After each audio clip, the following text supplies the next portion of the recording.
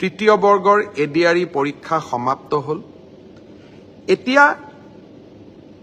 মই এটা নতুন কথা ক'ব খুজিছো 27 তাৰিখে সেৱাক আপোনালোকে আবেদন কৰিব পাৰিব মাত্ৰ 50 টকা দি যে আপোনালোকে যিখন OMR শীট লিখিছিলে সেই OMR শীটৰ এটা ফটোকপি আপোনালোকক লাগে বুলি অৰ্থাৎ আপোনালোকে লিখি থৈ অহা OMR শীটখন 27 তাৰিখৰ পৰা সেৱাৰ কাৰ্যালয়ত আবেদন কৰি সেৱাই তাৰ ধুনীয়া বিজ্ঞাপন দিব কেনেকে এডভাৰটাইজ কেনেকে আবেদন কৰিব লাগে আপোনালোকে চেণ্টাৰত জমা দি থৈ অহা OMR শীটটো এইবাৰ আপোনালোকে 50 টকা জমা দি সেৱাৰ পৰা লৈ আহিব পাৰিব ফটোকপিৰ খৰচ 50 টকা ঘৰত লৈ আহি OMR শীটটো এইবাৰ আপোনালোকে পৰীক্ষা কৰিব পাৰিব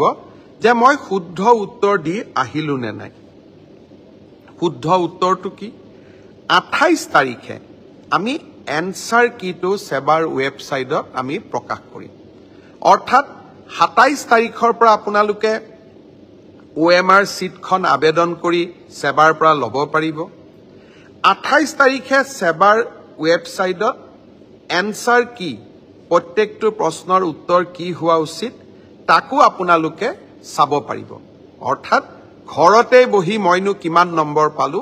OMR শীটখন হাতত উলিয়াই লওক এনসাৰ কি লগত মিলাই চাওক আৰু 100ৰ ভিতৰত 50ৰ ভিতৰত মই কিমান নম্বৰ পালো হেয়া ঘৰতে বহি মই হিসাব উলিয়াই ল'ব পাৰিম অৰ্থাৎ ৰিজাল্ট দিয়ালৈ অপেক্ষা কৰিবই নালাগে ভাৰতৰ কোনো প্ৰদেশতে এনেকুৱা সিদ্ধান্ত আগত গ্ৰহণ কৰা হোৱা নাছিল OMRৰ কপিও পাব আৰু এনসাৰ কিটো উপলব্ধ হ'ব এতিয়া আৰু এটা আমি স্বচ্ছতাক আৰু এখোজ আগুৱাই লৈ যাব খুজিছো এনসাৰ কিটো আপোনালোকে চাই পেলাই মনত খুদুৱনি লাগিলে যে এইটো প্ৰশ্নৰ এইটোটো উত্তৰ নহয় উত্তৰটো বেলেগহে হ'ব লাগিছিল 500 টকা দি আপোনালোকে সেৱাক জনাব পাৰিব যে আপোনালোকে প্ৰস্তুত কৰা উত্তৰটো ভুল হৈছে উত্তৰটো আসলতে পঞ্চপাণ্ডৱৰ তৃতীয়জন সন্তান ভীম নহয় অৰ্জুন সেৱাই ভীম বুলি এনসাৰ কিট লিখিলে আপোনালোকে শুদ্ধ কৰি দিলে সেৱাক যে আপোনালোকৰ এনসাৰ কিটো ভুল আসলতে পঞ্চপাণ্ডৱৰ তৃতীয়জন অৰ্জুন অৰ্থাৎ আপোনালোকে সেৱাক এটা ভুল শুধৰাই দিলে তৎকালীনভাৱে সেই 500 টকাটো আপোনালোকে উভতাই পাব 500 টকাটো আমি এই কাৰণে ফিজ লৈছো নহলে সকলোৱে এনসাৰ কিটো ভুল বুলি হাৰাশাস্তি কৰাৰ ৰাস্তাও ল'ব পাৰে যাতে হাৰাশাস্তি কৰাৰ ৰাস্তা নলয় সেইভাবে আমি এটা 500 টকা লম কিন্তু যদি আপোনালোকৰ পৰামৰ্শ শুদ্ধ হয় আমি সেই 500 টকাটো উভতাই দিম অৰ্থাৎ আজি মই স্বচ্ছতাৰ দিশত তিনিটা কথা কলো অহা 27 তাৰিখৰ পৰা স্বচ্ছ পৰীক্ষাৰ ক্ষেত্ৰত মই তিনিটা নতুন সিদ্ধান্ত আজি মই ঘোষণা কৰিলো এটা হল যে আপোনালোকে OMR শীটটো যিটো শীটত আপোনালোকে আনসাৰ কৰি আহিছে তাৰ ফটোকপিটো অহা 27 তাৰিখৰ পৰা আপোনালোকে সংগ্ৰহ কৰিব পাৰিব সেৱাৰ কাৰ্যালয়ৰ পৰা তাৰ প্ৰচিডিউৰটো বিজ্ঞাপনত আহিব 50 টকা দি আবেদন কৰিব লাগিব 50 টকাও ফটোষ্টেটৰ খৰচ দ্বিতীয়তে 28 তাৰিখে আপোনালোকে এনসাৰ কিটো পাব যাতে OMR আৰু এনসাৰ শীটটো মিলাব পাৰে আৰু এনসাৰ কিটোত যদি আপোনালোকে কিবা ভুল দেখে সেইটো আপোনালোকে সেৱাক জনাব পাৰিব 500 টকা দি আৰু আপোনাৰ পৰামৰ্শ বা আপুনি যেটো ভুল বুলি কলে হি যদি বিশেষজ্ঞসকলে সঁচাই ভুল বুলি কয় আমি আপোনাক সেই 50 টকাটো উভতাই 500 টকাটো আমি উভতাই দিম একাংশ পৰীক্ষাৰ্থী আমাক প্ৰশ্ন কৰিছিল যে OMR শীটত ফটোটো কিয় দিছে মই চালু অন্ধ্ৰপ্ৰদেশ মহাৰাষ্ট্ৰ আজিকালি সকলো ৰাজ্যৰ পৰীক্ষাত OMR শীটৰ লগত ফটোটো দিয়ে যাতে এজন পৰীক্ষাৰ্থীৰ নামত আন এজন পৰীক্ষাৰ্থীয়ে পৰীক্ষাত অৱতীৰ্ণ হ'ব নোৱাৰে আজি মই সেৱাৰ বিষয়াসকলৰ লগত কথা পাতিছিলোঁ। তৃতীয় শ্ৰেণীৰ OMR চিট ইতিমধ্যে বনোৱা হৈ গ'ল ড্ৰাইভাৰ বা তৃতীয় শ্ৰেণীৰ আন পোষ্টৰ কাৰণে। আপোনালোকৰ মনোভাৱক, কাৰণ বহুতে কৈছিল যে আমাৰ আইডেণ্টিটিটো ৰিভিল হ'ব পাৰে। আপোনালোকে কোৱা কথাটো নিশ্চয় কিছু মেৰিট আছে। সেই ভৱিষ্যতৰ ৰিক্ৰুটমেণ্ট পৰীক্ষাত, ADRE পৰীক্ষাত OMR চিটত ভৱিষ্যতে ফটো